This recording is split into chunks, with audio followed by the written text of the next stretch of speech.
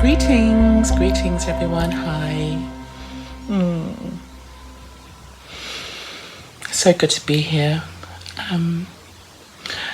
and to connect with you all.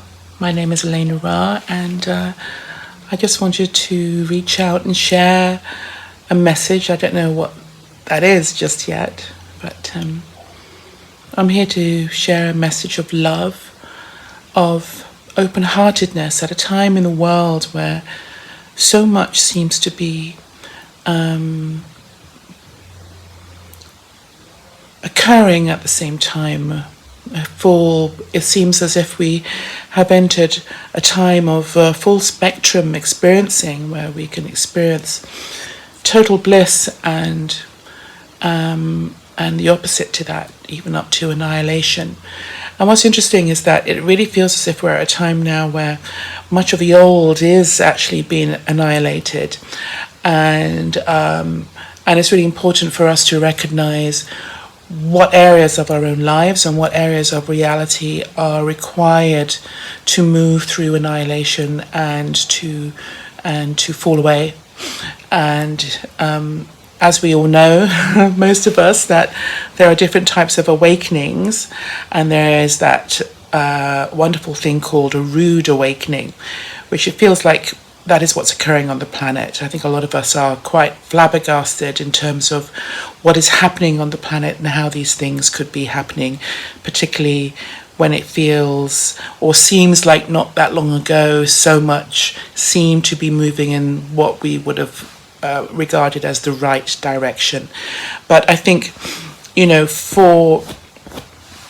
if modern society is a building, and the actual land and where it's built is sacred, and that's the planet. So for us to build something new, it's important to remove the building in a way that is respectful, brick by brick, and excavate, go deep into the foundations, and before we start building, actually look and see, feel and see what the land is requiring for that space. And it could be nothing. In agriculture, there's a form of agriculture that has a rotational thing. So they have different patches of land, and every so often that patch of land has a period for it to lie fallow. So it's really important to be aware of what stage you are in at the moment. And it feels that since the solstice, not just the solstice, but the recent eclipse, that this is a time now of reflection. There are many planets that have gone into retrograde, and I think retrograde planets have been given a bit of a negative connotation, but actually it gives us an opportunity to reassess our reality, reassess how we interface with reality, reassess how we interface with our beliefs, and whether they still have a place in our reality and in our experiencing. For many of us also, all the information that we may have received over the years in regard to the evolution of humanity, the upgrading of our DNA, the influx of light information from the Akasha and also from the central sun of the galaxy, all these various things. Much of what we've been speaking about for many, many years now is becoming tangible. So we're being given a tangible experience of this. And also the responsibility that is being how can I put it? The responsibility for being human is being offered to us, or given to us actually. But there are codes of requirement for us to move forward in terms of responsibility, being responsible for how we perceive reality, to move out of any old dualistic ways of looking at things, any attachments, to open up into stepping out of our comfort zones as well, and actually perhaps resigning to living each second, each moment, each day as a leap of faith, and to take a quantum leap into trust, into just allowing things to be in the space, and also having our inner guidance systems and our antennae totally receptive to what is required right now for us at this moment.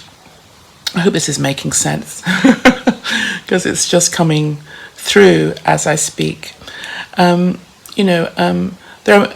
the past year or 18 months, it's been, I think a lot of people have been going through various reshuffles as a reset, various resets. But all what's happening, even though we've experienced resets and reshuffling and rebirths, this feels like it's on a completely different, not even level, experiencing of. It feels as if it's happening on a quantum level. So for me, it's been really important to allow my higher self to fall into this physicality, and to really allow myself to receive that glory and to represent that. And I think for those of us who are allowing that, it's important to be patient with ourselves, and things might come up for healing. There may even be some kind of health crisis, and some of you know I've just gone through something. And these are all tests and requirements, and sometimes also recognizing, allowing yourself to listen and tune in to why something is happening. That perhaps it's just almost like a homeopathic dose of something, so you're given a little bit of the poison so your body can reach complete healing. And that could be in terms of a diagnosis. It could also be an experience of what we believe we require to survive and to live from day to day. Talking about that, the planet definitely feels as if it's in survival, and the truth of the matter is we're always in a state of survival, despite how comfortable we believe we are, despite how many distractions and addictions and things, objects that we believe we need to feel safe. It just takes one or two of those things to fall out of place, and we can find ourselves in what seems to be a state of crisis. So, and I think there are many people around the world who are living like that on a day-to-day level, and we're not really able to move forward in our own lives whilst there are other people in survival in other parts of the world.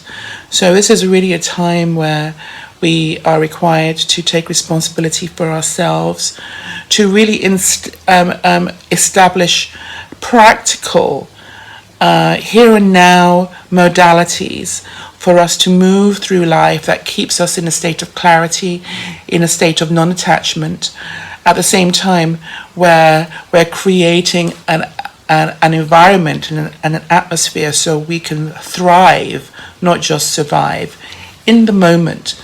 So it's really interesting. It's a matter of finding a space without attachment, and really just finding our trueness and where we're really supposed to be right now. I think that's happening for a lot of people as well, and a lot of people are being shown where they need to be directing their energy and their attention and their passion, and much is changing.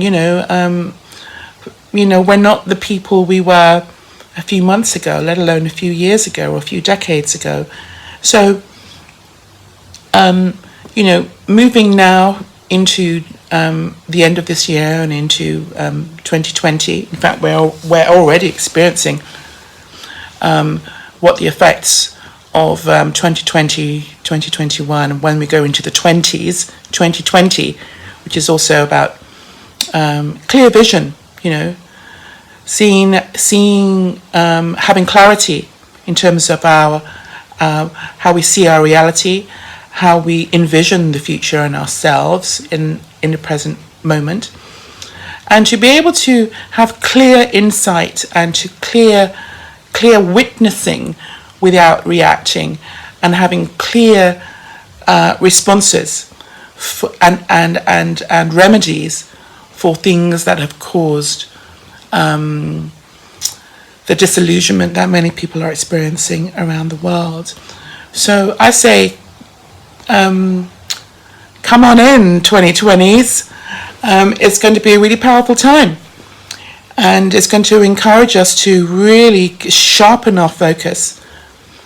Because what we believe and what we see, what we believe to be true, we will manifest within ourselves. We will have an experience of that within ourselves. Many of us already are. So I feel it's also really crucial for us to be sharing what it feels like to be human, and how many of us are experiencing this expanded ultra reality, or this vaster, wider quantum reality that we're coexisting in, and at the same time experiencing the old world. It's like that saying, I'm in the world but not of it, and it's sort of like really looking at what that means now, because that means something different than it did 10 years ago. So let's just breathe deeply and really just allow ourselves to feel grounded here and now, to connect with the truth of who we are, to allow whatever energy to move through the body, and just to feel present in this fantastic human portal of light and destiny, and light and density, should I say, and to really allow our hearts and the intelligence that resides within our body to receive information, to bounce information back into our cells, that we know that all is well and that we are always protected. As we breathe in deeply into our hearts, into our bodies, as we recognize the truth of who we truly are, and as we create a space of openness and of clarity, like clear water, and we're still moving through Cancer, so the theme of water and feelings and emotions are really important. So to find the sparkling clarity here of the water energy and the oceans around the planet, and the fact that the body is made of 70% water, as indeed the planet is, as within so without. I send you love. Namaste, beautiful ones. So much light and happiness and patience and clarity. And I call upon all the guides, all the angels, all the Great Spirit, all of the unseen forces, all the emissaries of light and love, to surround us on this planet and to guide us. Let this message and information be clear as we receive this. Namaste. My name is Elena Ra. Oh, I love you. Be well, be well.